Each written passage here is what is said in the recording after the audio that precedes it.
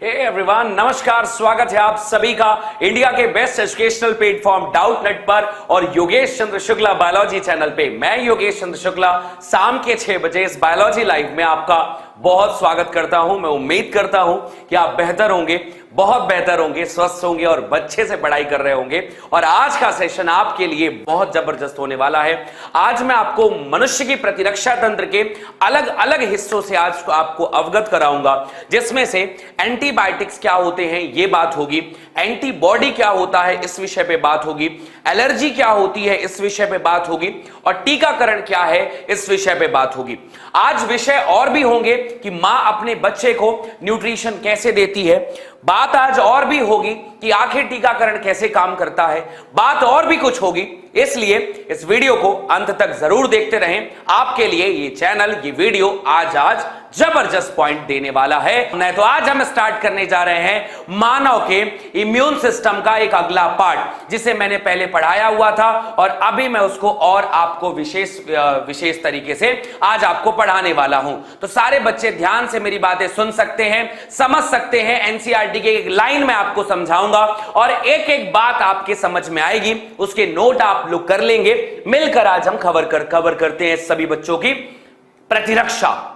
कल मैंने आपको उपार्जित प्रतिरक्षा के अलग अलग विषयों से अवगत कराया था। क्या वो बातें याद हैं? से यस और नो। और अगर ये बातें याद हैं तो एक प्रश्न का जवाब दीजिए कि टीकाकरण जो है वो किस प्रकार की प्रतिरक्षा है, सक्रिय कि निष्क्रिय? बताइए कौन सी प्रतिरक्षा है? उपार्जित प्रतिरक्षा में सक्रिय प्रतिरक्षा है कि निष्क्रिय प्रतिरक्षा है? टीकाकरण। पहला जवाब होना चाहिए जोरदार कमेंट सेक्शन पे बताइए। सक्रिय प्रतिरक्षा है या निष्क्रिय प्रतिरक्षा है? टीकाकरण। आपका जो टीकाकरण है वो कौन सी प्रकार की प्रतिरक्षा है? टीकाकरण मेरे बच्चे सक्रिय प्रकार की प्रतिरक्षा है। और सक्रिय इसलिए है क्योंकि इसके लिए हमें हमारे शरीर में एंटीजेंस को डालना होता है। हमारे शरीर में एंटीजेंस को डालना होता है। तो चलिए शुरुआत करते हैं प्रतिरक्षा के अलग विषयों के विषय पे जानने पे से पहले मैं समझता हूं उपार्जित प्रतिरक्षा को आज हम आपको डिटेल कराते हैं एनसीईआरटी के according. Acquired immunity. Acquired immunity के बारे में सबसे पहली बात, एक्वायर्ड उपार्जित कमाना पड़ता है, मेहनत करनी पड़ती है, जीवन के बाद मिलता है, गॉड गिफ्टेड कुछ नहीं है, इसे हमें अपनी मेहनत से कमाना पड़ता है। उपार्जित प्रतिरक्षा कहलाती है। ठीक बात है। उपार्जित प्रतिरक्षा के विषय में कहा जाता है कि वो विशिष्ट है।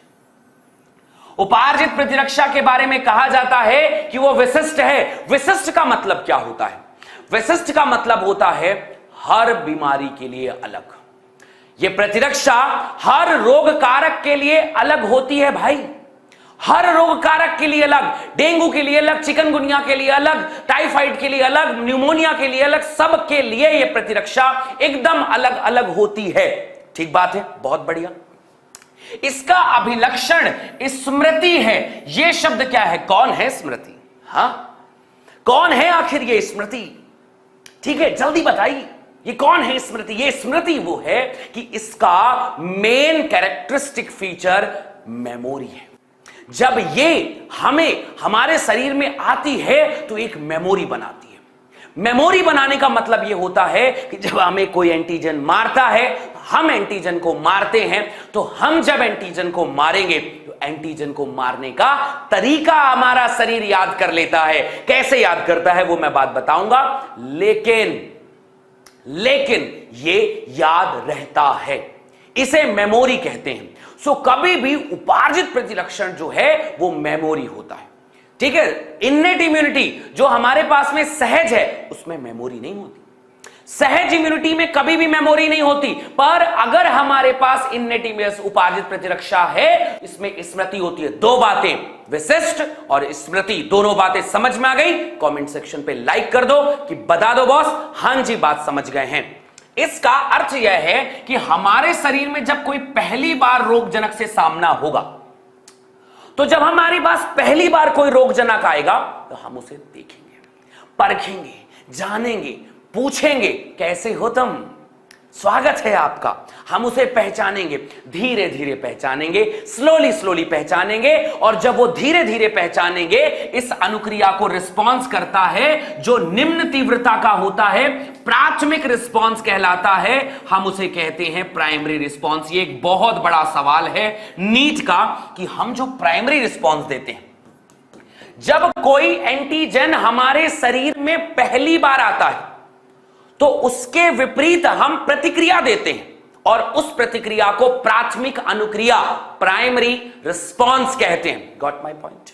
Isn't it or not? आप मुझे बताइए कि जब कोई एंटीजन हमारे शरीर में पहली बार आया, हमने उसे मारने का प्रयत्न किया, इस प्रतिक्रिया को हम प्राइमरी रिस्पॉन्स कहते हैं। यह प्राइमरी रिस्पॉन्स निम्न तीव्रता का होता है। निम्न तीव्रता का मतलब, यार पहली बार आया है, जांचोगे, परखोगे, देखोगे, समझोगे, मारे कि ना मारे, कितना मारे, कैसे मारे, वक्त लगता है जनाब, प्राथमिक अनुक्रिया कहलाती है, यह निम्न तीव्रता का होता है। तो अभी तक मैंने 4 गजब की बातें आपको बता दी। पहली कि उपार्जित प्रतिरक्षा विशिष्ट है, उपार्जित प्रतिरक्षा विशिष्ट है। दूसरी बात, यह जो है वो स्मृति पर आधारित है। तीसरी बात कि यह जो होता है निम्न तीव्रता का होता है, और जब पहली बार हम काम करते हैं उसे प्राथमिक रिस्पॉन्स कहते हैं। प्राथमिक रिस्पॉन्स हो गया, ठीक बात है।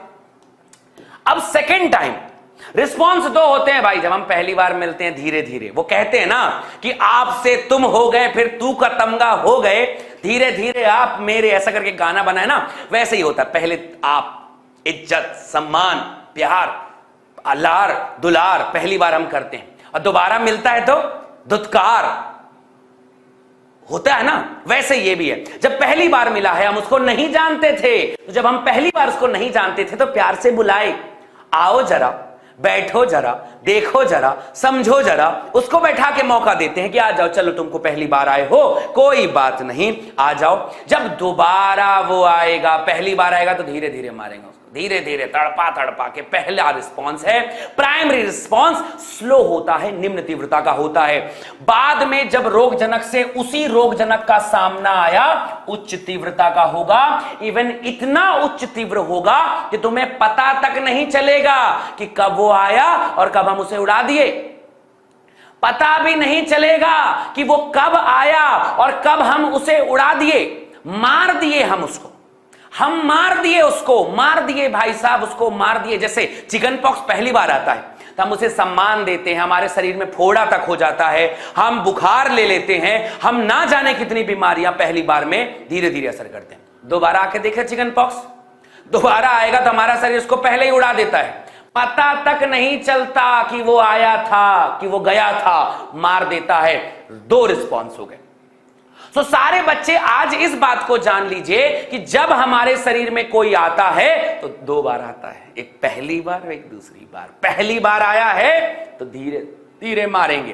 प्राथमिक अनुक्रिया निम्न तीव्रता की होती है, समझ में आया, धीरे धीरे मारेंगे, समझेंगे, जानेंगे, परखेंगे। पर दूसरी बार आया है तो पहली फुर्सत में निकलवा देंगे, समझे, पहली फुर्सत में निकल, समझ रहे हो बात को। तो वो जब निकलता है कि दूसरी बार में जब निकलता है तो उसे द्वितीय अनुक्रिया कहते हैं। ये द्वितीय कहलाता है, एनामिस्टिक कहलाता है, और यह तीव्र होता है क्योंकि यह इसलिए हुआ कि हमने, हमारा पहली बार की स्मृति है।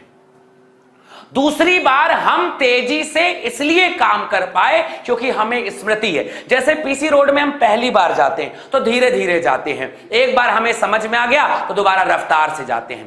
पहली बार हमें समझ में नहीं, जैसे पहली बार किसी के घर जाते हैं तो क्या होता है, बड़े सकुचे सकुचे से ऐसे बैठेंगे, जी, यस, ओके, हाँ सर, ओके सर, और कुछ दिन के बाद ऐसे चौड़े होके बैठ जाते हैं। होता है कि नहीं होता, एकदम पांव फैला के एक के ऊपर एक ऐसा फैल के बैठते हैं। कैसे हो जाता है, यही पहली बार था, पहली मुलाकात थी ये। तो पहली मुलाकात में बड़ा इज्जत, सम्मान, ध्यान से धीरे धीरे होता है, और दोबारा जब हम करते हैं तो तीव्रता से करते हैं, क्योंकि पहली मुलाकात का स्मृति है, मेमोरी है, हम पहली बार को जान गए हैं, इसको ऐसे मारना होता है, दोबारा हम तेजी से मारेंगे जनाब। 2 रिस्पॉन्स है, कमेंट सेक्शन खुला हुआ है, कह दो फटाफट कि प्राइम रिस्पॉन्स स्लो है और धीरे धीरे काम करेगा, दूसरा response based on memory, second response based on memory तीव्र है और पहली मेमोरी पर आधारित है, इसलिए वो तेजी से मारता है। कहते हो जल्दी से बोलो कमेंट सेक्शन पे, हां सर वी गॉट इट। हम इस बात को एब्सोल्युटली हम ये समझ गए हैं कि दिमाग में छप गया है कि कोई भी रोगजनक जब हमारे शरीर में आता है तो हमारा प्रतिरक्षा तंत्र कैसे उसको मारता है। ये दो तरीके हैं, समझ में आया बिड़ू? क्या कहते हो जी? सेकेंड रिस्पॉन्स फास्ट होगा, पहला रिस्पॉन्स स्लो होगा। क्यों? पहली बार जानने में समय लगता है, एक बार हम उसे जान गए फिर लगा के कंटाप में मारते हैं, चल निकल फटाक से, समझे? ये सेकेंड रिस्पॉन्स है, क्योंकि secondary response is based on memory. पहली मुठभेड़ का मेमोरी हमने बना रखा है और उसे सेकेंडरी रिस्पॉन्स कहते हैं। रिस्पॉन्स की कहानी समझ में आ गई। अब 3-4 दिन हो गया, मैं लगातार बच्चों से कहता हूं हम मार देंगे मार देंगे मार देंगे। कैसे मार रहे हैं जी? बंदूक, गोला, जहर क्या दे रहे हैं? कुछ तो देते होंगे ना। तो हमारे पास कुछ कोशिकाएं, हम कैसे मारते होंगे? किसी एंटीजन को मारने के लिए हमारे पास है क्या? किसी भी एंटीजन को मारने के लिए हमारे पास है क्या? तो आइए समझते हैं, अगर मैं किसी कोशिका को मारने की कोशिश करूं तो कुछ सेल है मेरे पास, सेल्स। इन सेल को मैं लिम्फोसाइट नाम देता हूं। क्या नाम देता हूं? Lymphocyte cell. कि हमें अगर किसी भी एंटीजन को मारना है तो मारने के लिए बंदूक, गोला, बारूद नहीं चाहिए, हमें चाहिए लिम्फोसाइट कोशिका। कमेंट सेक्शन पे बोलो कौन सी कोशिका? लिम्फोसाइट कोशिका चाहिए हमको। ये लिम्फोसाइट कोशिका दो प्रकार की होती है, एक का नाम होता है बंधु बी सेल और एक का नाम होता है टी सेल। पूरी कहानी और थोड़ी देर में समझ में आएगी। बी सेल कहां बनती है? तो बी सेल भैया बनी कहां? बनती है बोन मैरो में। कहां बनती है भैया? बोन मैरो में। बोन मैरो का मतलब होता है अस्थि मज्जा, हड्डियों के अंदर, और एक भाग होता है जहां बी सेल बनती है, अस्थि मज्जा। और मैच्योर कहां होती है? परिपक्व भी होती है बोन मैरो में। Got my point? आप इस बात को समझ गए हैं कि बी सेल जो है वो बनी भी बोन मैरो में और मैच्योर भी बोन मैरो में हो रही है। लेकिन भैया जो टी सेल है ना, वो बनती कहां है? बनती है बोन मैरो में। और बोन मैरो में बनने के बाद मैच्योर कहां होती है? सो मैचुरेशन जो है, परिपक्व कहां पर हो रहा है? परिपक्व होता है भैया थाइमस में। थाइमस का नाम सुना है? कहीं सुनेला सुनेला लग रेला है कि नहीं? थाइमस, मैं क्या लिख दिया? थॉमसन लिख दिया। थाइमस, क्या नाम इसका? थाइमस। ये थाइमस अंग है, यहां पर मैच्योर होता है। तो B cell and T cell दो कहानियां हैं भाई। ये दो कोशिकाएं हमारा अस्त्र है। याद रखना, एंटीजन को मारने के लिए अगर हमें एंटीजन को मारना है तो हमें क्या लगेगा? B cell, T cell. B cell कहां बनी? बी सेल बना, बी सेल बोन मैरो में और टी सेल भी बोन मैरो में बना, पर परिपक्व अलग अलग जगह में, एक बोन मैरो में और एक थाइमस में। Got my point? बहुत बढ़िया, ठीक है, बहुत अच्छी बात है। तो बॉस बी सेल जो है और टी सेल है, अब इनकी कहानी थोड़ी सी बताते हैं कि करना क्या है, करना क्या है, कैसे मारते हैं दोनों मिलके, रंगा और बिल्ला। टी सेल मारता कैसा है? टी सेल दो प्रकार का होता है, एक होता है टी हेल्पर और एक का नाम होता है टीसी यानी साइटोटॉक्सिक। इसी को हम दूसरी भाषा में नेचुरल किलर सेल भी कहते हैं, किलर सेल भी कहते हैं। एक टी सेल है और एक एनके सेल है।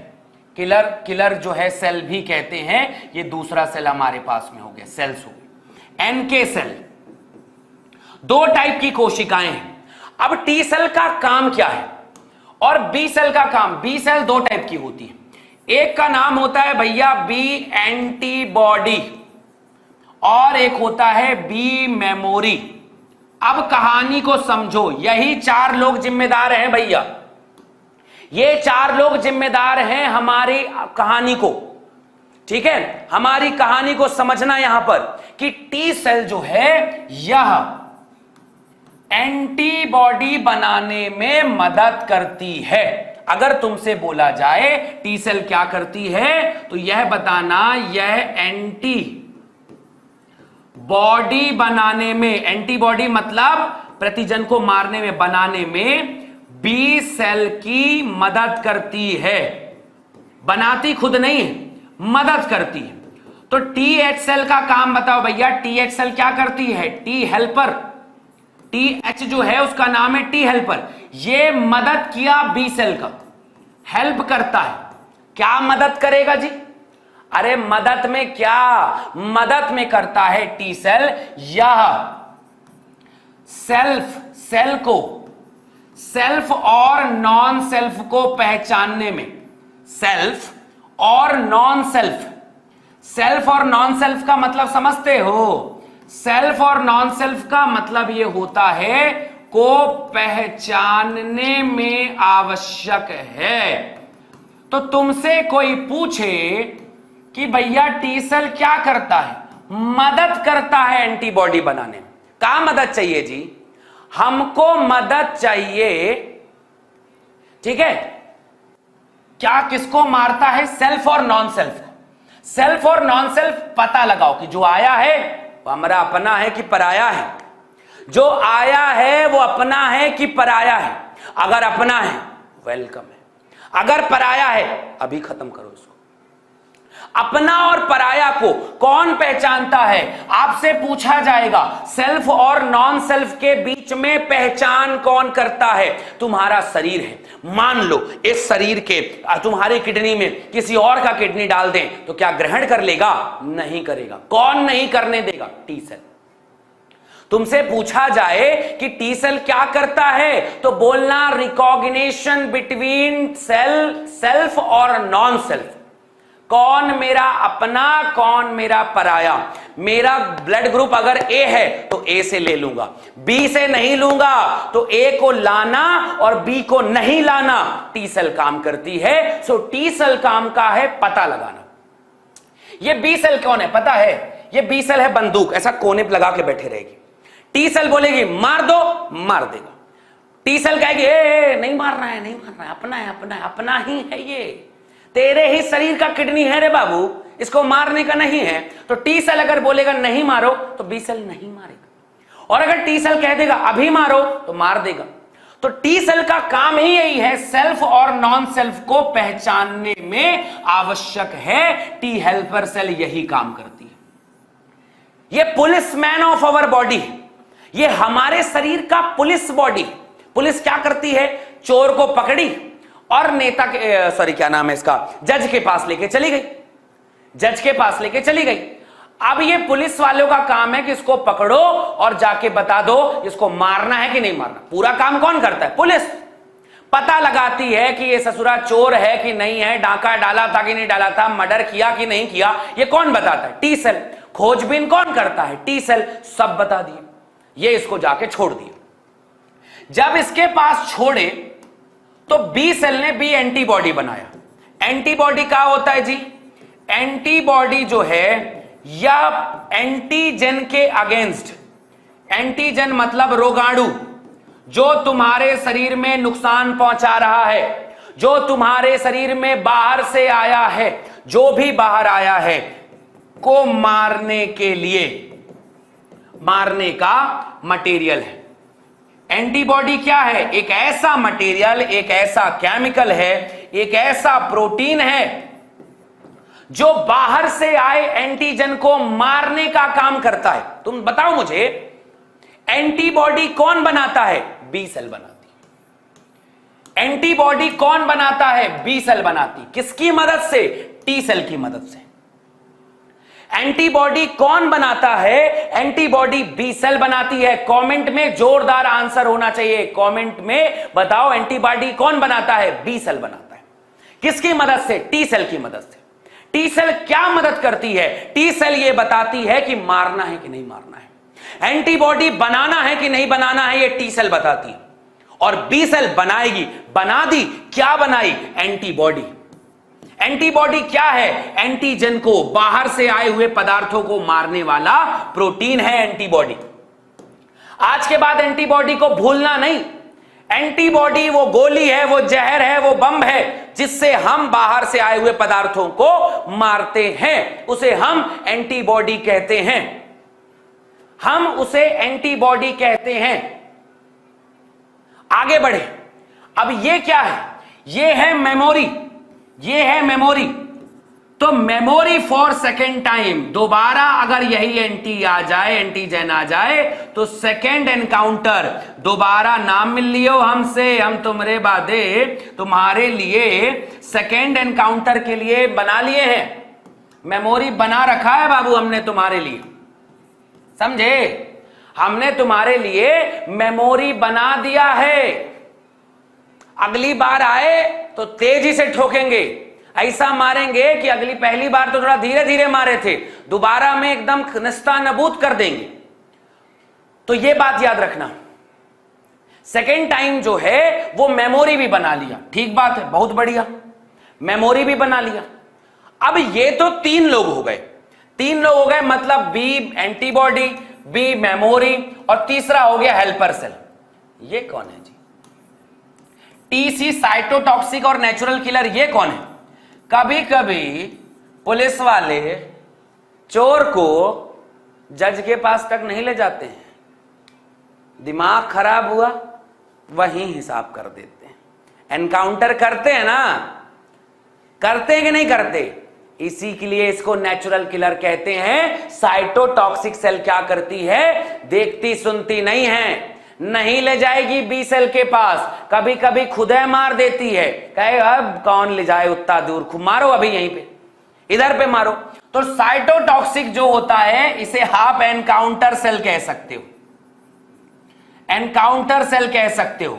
ये खुद ही मार देती है सब कुछ, ये खुद मार देती है, ये क्रेजी किलर है, समझ लो। हाँ, क्रेजी किलर है, ये एनकाउंटर कर देती है। बोले हाँ हम नहीं जाएंगे बी सेल के पास, हम उसके पास जाके बोले कि इसको मारो, तारीख पे तारीख, तारीख पे तारीख, ऐसा नहीं चलेगा, अभी मारो उसको।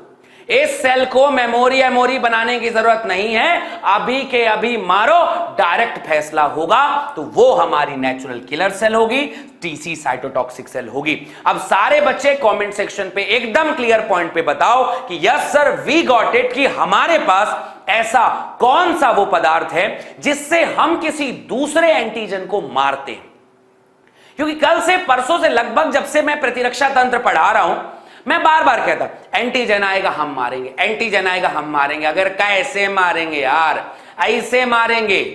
तुम आओ जरा, बैठो जरा। हमारे पास 4 कोशिकाएं हैं, मुख्य रूप से 2 कोशिका बी और टी। क्या टी एंटीबॉडी बनाता है? कमेंट करके बताइए मुझे, क्या टी एंटीबॉडी बनाता है? नहीं बनाता, टी एंटीबॉडी नहीं बनाता। टी मदद करता है, हेल्प करता है, और हेल्प करता है बी सेल की, ताकि बी सेल एंटीबॉडी बना सके, और बी सेल एंटीबॉडी बनाकर प्रतिजन को खत्म कर देता है जी, खत्म कर देता है, बनाने में मदद करता है। टी सेल बनाया क्या क्या? एक तो पहली बार अभी मारो तुरंत, मेमोरी बना लो अगली बार के लिए। अगली बार बार बार हम नहीं भाई हेल्प करेंगे, टी सेल कह देता है, बार बार हम नहीं बताएंगे, मारो उसको, अभी मेमोरी बना के रखो। अगली बार के लिए कैसे मारना है, तो ये मारने का काम है। टी सेल ये सेल ऐसा ऐसा करके कहानी चलती है, और फिर मैं तुम्हें बताऊंगा किसी दिन कि आखिर जब हमें कैंसर होता है तो क्यों नहीं मार पाते, जब हमें एड्स होता है तो क्यों नहीं मार पाते, कोरोना था तब ये लोग कहां थे, कोरोना में जब लोग मर रहे थे ये लोग कहां थे, मैं बताऊंगा ना भाई कहां थे, मैं बताऊंगा ना भाई कहां थे। एड्स होता है तो क्यों नहीं मार पाते, वगैरह वगैरह सब फिर मैं बताऊंगा आपको अगली कहानी में। तो आ जाओ समझते हैं कहानी का अगला कॉन्सेप्ट। तो बॉस, प्राथमिक और द्वितीयक पूरी प्रतिक्रियाएं हमारे शरीर के 2 लसिकाणुओं लिम्फोसाइट पर निर्भर है। तो हमारा शरीर पूरी तरह से चाहे प्राथमिक अनुक्रिया हो चाहे द्वितीयक अनुक्रिया हो, 2 कोशिकाओं पर निर्भर है। कौन सी कोशिका जी? वीडियो पसंद आई हो तो लाइक वाइक कर ही दो, सब्सक्राइब कर लो हमारे चैनल को, दोस्तों के साथ शेयर करो यार, बड़े दिन से थोड़ा सा लाइव वॉचिंग बढ़ाओ, और दोस्तों को भी बोलो थोड़ा सा देखा करो, इतनी बड़ी चीज पढ़ा रहा हूं मैं, ठीक है। आगे बढ़ते हैं। तो दो प्रकार की प्रतिक्रिया है, एक बी लिम्फोसाइट, कौन सी है? बी लिम्फोसाइट, और दूसरे का नाम है T lymphocyte. B cell, T cell. हमारे पास दो कोशिकाएं हैं, B cell and T cell. दोनों कोशिका बी लसिकाणु हमारे रक्त में प्रोटीन की सेना उत्पन्न करती है। बी लसिकाणु जो है, जो बी सेल है, हमारे ब्लड में एंटीजेंस के विरुद्ध प्रोटीन की सेना उत्पन्न करती है ताकि वो रोगजनक से लड़ सके, और इसे एंटीबायोटिक्स कहते हैं। इसे प्रतिरक्षी एंटीबॉडी, एंटीबायोटिक्स कहते हैं, जो हम एंटीजन के अगेंस्ट बनाते हैं, जिसका नाम एंटीबायोटिक्स है। टी कोशिकाएं खुद तो प्रतिरक्षियों का स्त्रावण नहीं करती, टी सेल खुद कुछ स्त्रावण नहीं करेगी, लेकिन वो मदद करती है, प्रोटीन उत्पन्न करने में बी कोशिकाओं की सहायता करती है। मैंने अभी आपको यह बात समझाई है, मैंने अभी यह बात आपको समझाई है कि वो खुद नहीं बनाती, लेकिन मदद करती है। कमेंट सेक्शन पे जोरदार रोर होना चाहिए, yes sir we got it. एक बढ़िया इंपॉर्टेंट पार्ट हमारे दिमाग के भीतर बैठ चुका है। कमेंट सेक्शन पे याद रखना। हाँ, सोना उत्पन्न करती है, सेना उत्पन्न करती है, जिसे एंटीबायोटिक्स कहते हैं। क्या बात है, बहुत बढ़िया। जल्दी बताइए, ये कौन है शिवम? जाने क्या है, ये क्यों है, एक अनजाना सा एहसास है। क्या बोलना चाह रहे आदमी? हो मेरी पढ़ाई में इश्क हो रहा है इसे। हो कौन है ये आदमी? कमेंट में बताइए जल्दी से। क्लियर है? ये शिवम FM 11 कौन है ये आदमी? कहां से आते हैं ऐसे लोग? शिक्षा के मंदिर में पाप का घंटा बजा रहा है ये आदमी है। हाँ, वही सेना एंटीजेंस के खिलाफ एंटीबॉडी बनाता है। Yes Arshiya, yes yes. Clear है? बढ़िया। चलिए बॉस, आगे बढ़ते हैं, अगली कहानी पढ़ते हैं, अगले पॉइंट को और डिटेल में समझते हैं। अब ये एंटीबॉडी जो मार रहा है असल में है क्या? ये जो एंटीबॉडी है वो है क्या? तो आइए थोड़ा सा एंटीबॉडी के बारे में जानते हैं कि एंटीबॉडी असल में है क्या। एंटीबॉडी के बारे में कहा गया कि ये प्रोटीन है। सुनना बहुत ध्यान से, प्रोटीन है। कौन सा प्रोटीन है जी? प्रोटीन का नाम है इम्यूनोग्लोब्यूलिन। इसलिए जब भी कहीं नाम दिखाई देगा, आईजी नाम दिखाई देगा बंधु। आईजी मतलब क्या? आईजी का मतलब इम्यूनो, जी का मतलब ग्लोबुलिन। आपसे पूछा जाएगा एंटीबॉडी प्रोटीन का नाम बोलो। एंटीबॉडी प्रोटीन का नाम इम्यूनोग्लोबुलिन है। क्रांति बैच चल रही है। वीडियो पसंद आए, आपको पढ़ाने का तरीका पसंद आए, जाइए फटाफट वहां पर लाइक शेयर सब्सक्राइब कर लीजिए और ज्वाइन कर लीजिए हमें। इम्यूनोग्लोबुलिन, ठीक है। अब इस प्रोटीन की कितनी श्रृंखलाएं हैं? तो आप बताना। प्रोटीन की 4 श्रृंखलाएं हैं। 4 पॉलीपेप्टाइड श्रृंखला है। कॉपी में जरूर लिखना कितनी श्रृंखला है? 4 पॉलीपेप्टाइड चेन है, ठीक है। 4 में से 2 हैवी पॉलीपेप्टाइड चेन है। 2 हैवी पॉलीपेप्टाइड चेन हैं। 2 हैवी है और 2 लाइट है। 2 बड़ी है और 2 छोटी है। पॉलीपेप्टाइड चेन है। 2 हैवी है और 2 लाइट है। भैया जब 2 हैवी है और 2 लाइट है तो अब हम इसका फॉर्मूला बनाते हैं H2L2। तो कभी भी फॉर्मूला बनेगा H2L2। 2 हैवी के लिए H2, 2 लाइट के लिए L2। तो कभी भी पॉलीपेप्टाइड का फॉर्मूला बनेगा 2 हैवी 2 लाइट, 2 भारी 2 हल्की, ठीक है। हल्की याद रखना, छोटी बड़ी मत बोलना। हल्की है और एक भारी है, तो भारी के लिए H2 और लाइट के लिए L2। पॉलीपेप्टाइड की चेन है, ठीक बात है। अगर इस पॉलीपेप्टाइड के चेन के डायग्राम को हम बना दें, फिर तो मैं थ्योरी बता ही दूंगा। आप इसके डायग्राम बनाएंगे तो कुछ ऐसा बनेगा। अच्छा एक लाइन और, ये चारों पॉलीपेप्टाइड श्रृंखला, चारों पॉलीपेप्टाइड श्रृंखला किससे जुड़े हुए हैं? पॉलीपेप्टाइड जो श्रृंखला चेन है वो कौन से बॉन्ड से जुड़े हुए हैं? डाइसल्फाइड बॉन्ड से जुड़े हैं। कौन सा बॉन्ड है जी? Disulphide bond. सो H2 और L2 के बीच में जो बॉन्ड है उस बॉन्ड का नाम है डाइसल्फाइड बॉन्ड। संरचना बनाते हैं।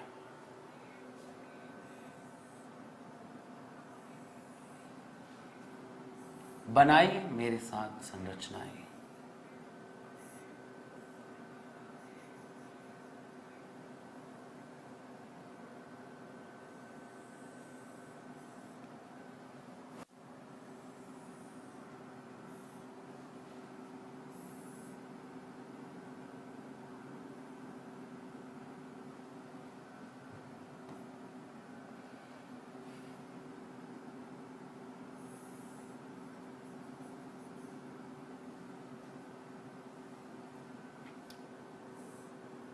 बनाइए बनाइए बनाइए बनाइए। बहुत सीधा सा डायग्राम है। अगर इसे बोर्ड में नहीं बना पाओगे तो बहुत दुख होगा तुम्हें। ये डायग्राम हर बच्चे से बनना चाहिए। इजीएस्ट डायग्राम, बट आपको याद रखना है। बस याद रखना है।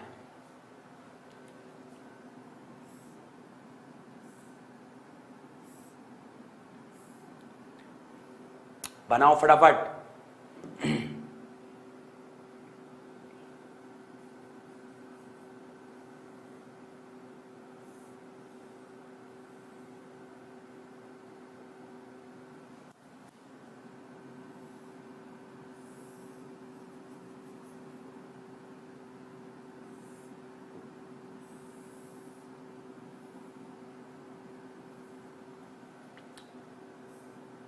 चलिए, स्ट्रक्चर दिख रहा है? कुछ स्ट्रक्चर कुछ दिख रहा है?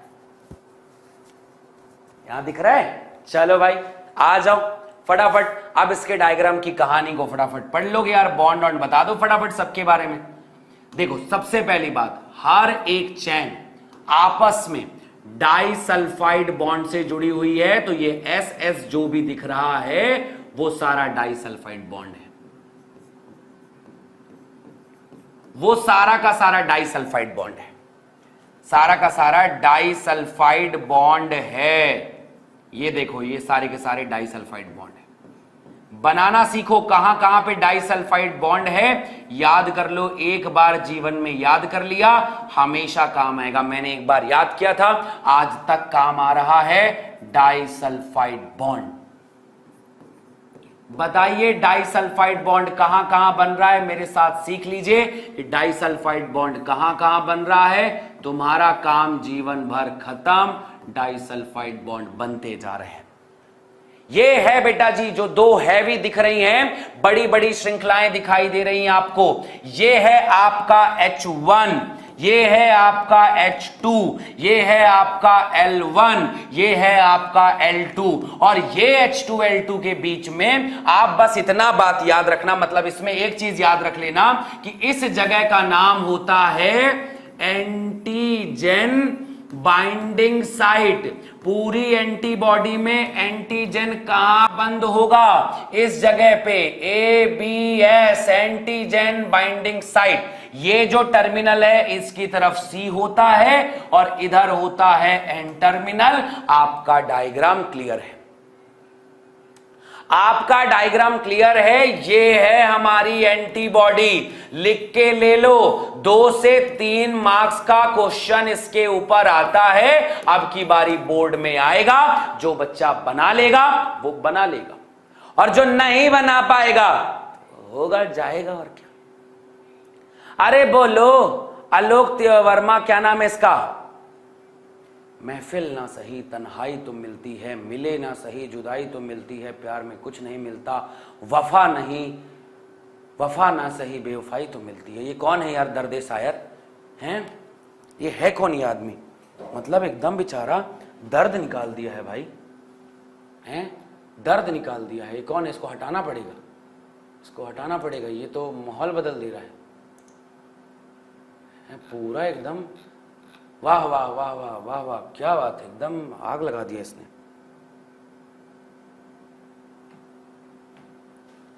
हैं? आज तो इसने आग लगा रखा है पूरा, कहीं से एकदम दिल जला आशिक लग रहा है ये आदमी।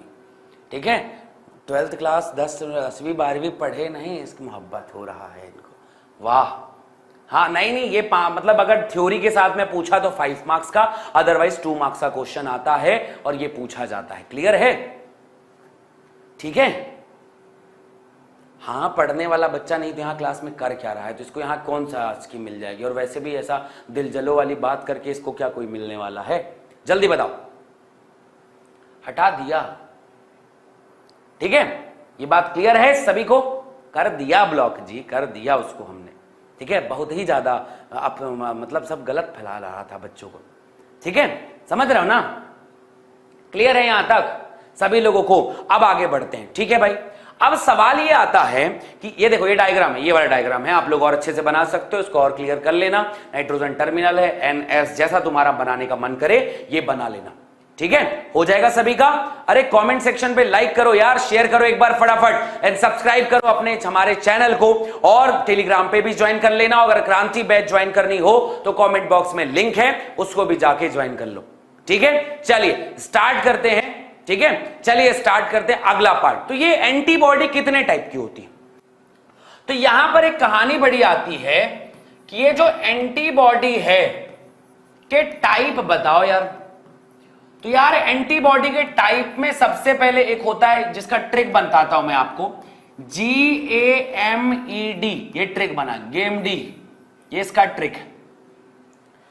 कितने प्रकार के होते हैं? 5 प्रकार के। वैसे एनसीईआरटी 4 लिखती है, पर आप 5 प्रकार के लिखना। पहले का नाम है IgG, हालांकि इसका फुल फॉर्म इम्यूनोग्लोबुलिन गामा बनता है, पर IgG याद रखना। दूसरा नाम याद रखना IgA, उसके बाद याद रखना तीसरा नाम होता है IgM, चौथा नंबर का होता है IG जिसको अपन कहते हैं E, और उसके बाद 5वें नंबर का पार्ट आता है जिसे अपन कहते हैं IgD। ये 4 प्रकार के हमारे पास में होते हैं और इन कहानियों को हम लोग कंप्लीट करते हैं। आपको पता है सबसे ज्यादा कौन पाया जाता है? मोस्ट एब्यूडेंट, सबसे ज्यादा कौन पाया जाता है? मोस्ट अबेंडेंट एंजाइम जो एंटीबॉडी है वो IgG है। फिर आता है IgA, ये 60 से 65% तो भैया यही होता है। फिर करीब 10 से 15% के आसपास में ये वाला होता है, 10 से 15% के आसपास। फिर लगभग 5% के आसपास होता है IgM, 1% के आसपास होता है 0.1% के आसपास में, वह 0.1 से लेकर 1% के आसपास IgE, और इसका अपने को पता नहीं कितना है, क्या है, वगैरह वगैरह, अपने को नहीं पता। IgG के बारे में क्या खास बात है आपको पता है? IgG के बारे में खास बात है कि यह प्लासेंटा से, कहां से जी? प्लासेंटा से मां के द्वारा शिशु में जाता है। प्लासेंटा के द्वारा मां से शिशु में जाता है, ऐसा लिखना। प्लासेंटा के द्वारा मां से कहां पे जाता है? मां से शिशु में जाता है, शिशु में जाता है। तो प्लासेंटा के द्वारा मां से किस में जाता है? शिशु में जाता है। सबसे ज्यादा एंजाइम यही होता है, एंटीबॉडी यही होता है। पहला बात IgG। IgA के बारे में क्या बताना है? यह कोलोस्ट्रम जानते हो जी? पहला मिल्क जिसे अपन कहते हैं, जिसे हम पहला मिल्क कहते हैं, कोलोस्ट्रम में उपस्थित होता है। इसकी खास बात है ये कोलोस्ट्रम में उपस्थित होता है, ये खास बात है इसकी। IgM के बारे में बताओ। IgM के बारे में बताना कि यह भैया anti-RH, ठीक है, मतलब यहां पर याद रखना कि जब प्लासेंटा नहीं, एंटी जो होता है यह ABO ग्रुपिंग, जैसे किसी का ABO ग्रुपिंग होता है ना, A blood group, B group, O group होता है, ABO ग्रुपिंग के लिए जिम्मेदार है, जिम्मेदार है। अगर एक ही जगह बी डाल दिया तो ठोक देगा, एक ही जगह बी डाल दिया तो ठोक देगा। एंड तीसरी बात IgE, यह एलर्जी के दौरान इसकी मात्रा बढ़ जाती है, इसकी मात्रा बढ़ जाती है, तो इसकी ब्लड वाली जो मात्रा है वो बढ़ जाती है, इस दौरान ब्लड की जो मात्रा जो है वो बढ़ जाती है, और यह IgA के लिए होता है। किसके लिए? IgE के लिए। और इसका फंक्शन अंक्शन अपने को नहीं पता, नहीं पता तो नहीं पता, ठीक है। यह एंटी आरएच मतलब समझते हो ना, किसी का ब्लड ग्रुप अगर आरएच पॉजिटिव है, नेगेटिव है, ये है वो है, तो मारने के काम आता है। इसके अलावा एंटीजन को भी बहुत मारता है, एंटीजन को मारता है, बैक्टीरिया, वायरस, फंगस, इनको सबको मारने के लिए ये लोग 4 लोग जिम्मेदार हैं। वैसे बेसिक मेन बात जो है आप लोगों को समझा दिया है यहां पर। हाँ ना जी, राज जी मैंने पढ़ा दिया ना पहला चैप्टर, पूरा वीडियो जाके देखो, प्लेलिस्ट सब बना दी है, सब कंप्लीट करा दिया है, सब कंप्लीट करा दिया है, लाइन से सबकी प्लेलिस्ट बनी हुई है, ठीक है। तो यार ये आईजीई जो है वो प्लासेंटा के द्वारा मां से शिशु में जाता है, सबसे ज्यादा यही पाया जाता है। एंटी आरएच के लिए काम करता है, आरएच ग्रुप ऊपर नीचे हो जाए तो ये मारेगा। इसके अलावा एंटीजन को मारता ही है। आईजीए जो है ये एंटीबॉडी क्लोस्ट्रम में उपस्थित होती है। आईजीएम जो है एबीओ ग्रुपिंग के लिए जिम्मेदार है, ठीक है। अगर ए की जगह बी की जगह ओ, ये सब कुछ डाल दिए हो, ठीक है, तो इस तरीके से होगा।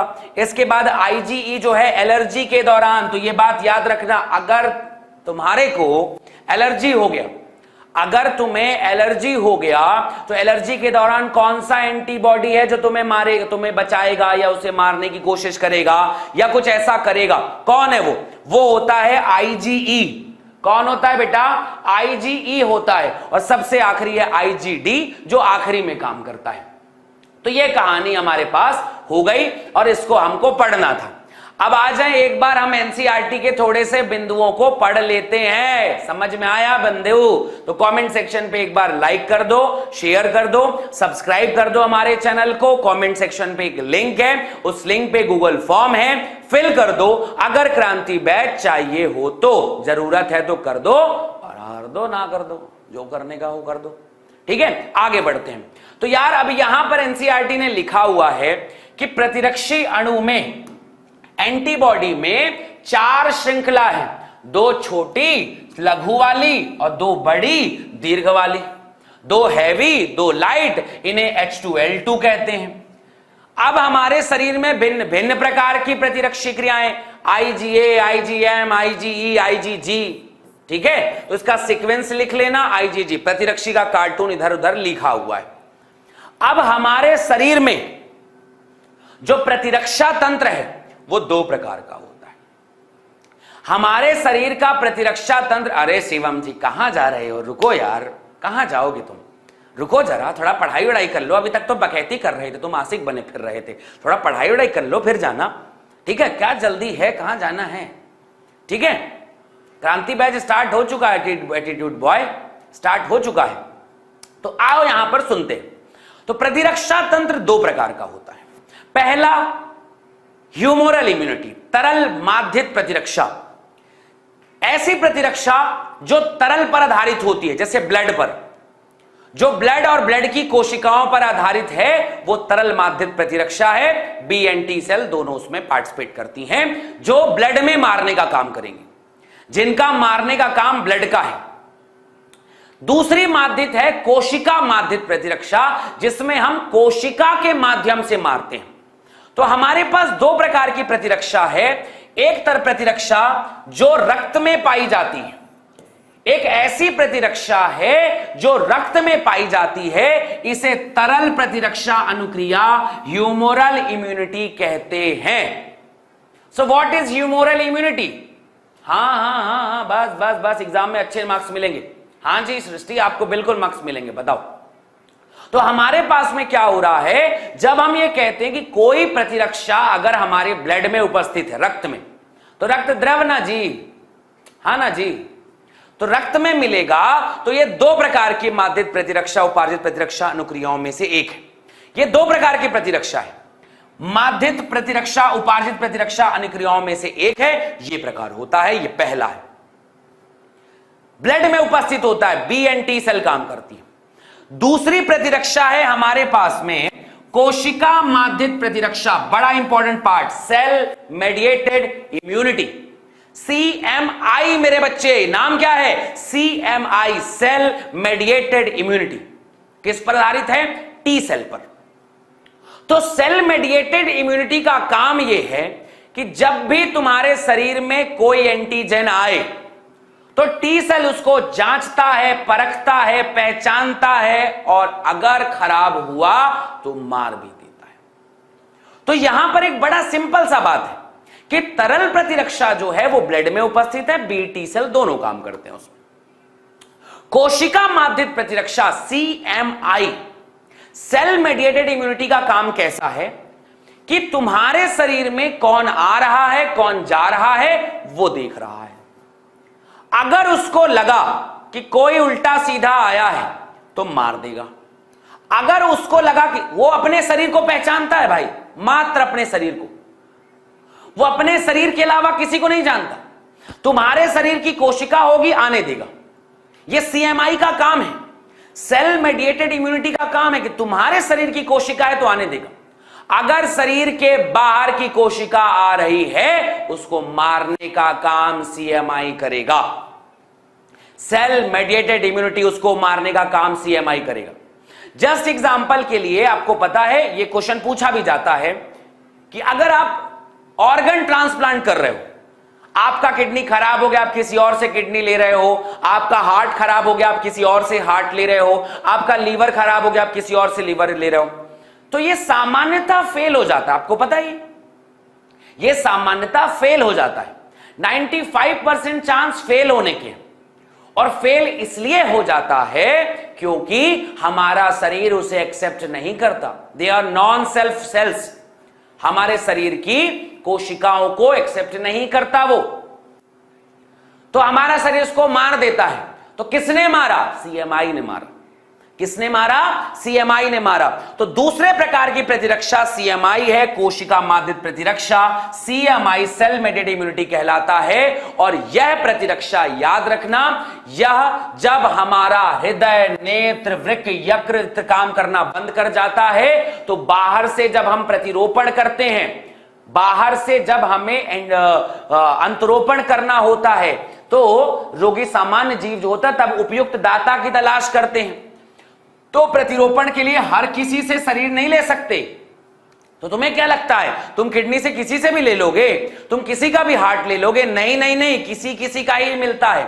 तो वह क्या है जिसकी जांच डॉक्टर करते हैं? वो यही होती है आपकी स्टेम सेल्स, आपका ब्लड ग्रुप, ये सब मैच किया जाता है। लेकिन फिर भी तुम्हारा शरीर जो है कोई भी प्रतिरोपण उदक मिलान से पहले, रक्त मिलान से पहले, इसके बाद भी उनको इम्यूनो सप्रेसर दिया जाता है।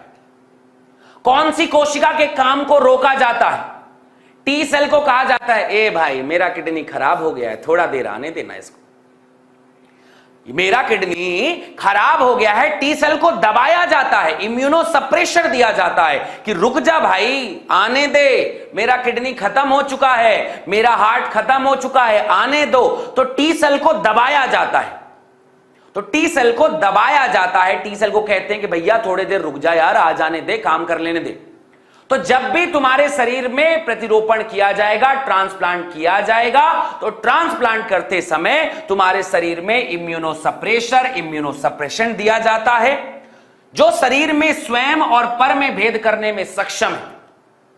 सो कोशिका माध्यित प्रतिरक्षा जो है तुम्हारे शरीर में सेल्फ और नॉन सेल्फ को पहचान करती है। ट्रांसप्लांट के दौरान इसी को दबाना पड़ता है, अदरवाइज ये हमको अगर नहीं पहचाने, उसको गलती लगे बाहर से आए, तो इतना महंगा किडनी जो किसी से खरीदोगे वो बर्बाद हो जाएगा, समझे?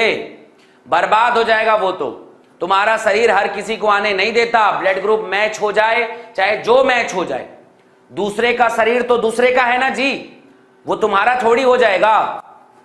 तो दूसरे का शरीर दूसरे का है, वो तुम्हारा नहीं हो जाएगा। इसलिए उसको आने से पहले तुम्हारे शरीर, जैसे घर में अगर मान लो मेहमान आ रहे, हमने कुत्ता बांध के रखा है कि ये सबको मार देना, कोई भी बाहर का है सबको भूख देना।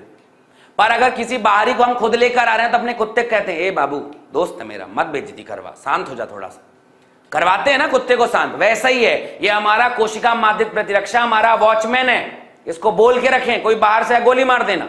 पर जब बाहरी हमारे साथ ही आएगा तो हम उसको बोलेंगे, ए मेरा दोस्त मत मार यार, समझे? ये है सीएमआई। मुझे उम्मीद है यहां तक सारी बातें हर एक बच्चे को बहुत गहनता से समझ में, दिमाग में, मगज में बैठ गई होगी। घुटने में, जिसका दिमाग यहां पर है उसके यहां पर, जिसका दिमाग घुटने में है उसके घुटने में कहीं ना कहीं जरूर बैठी होगी।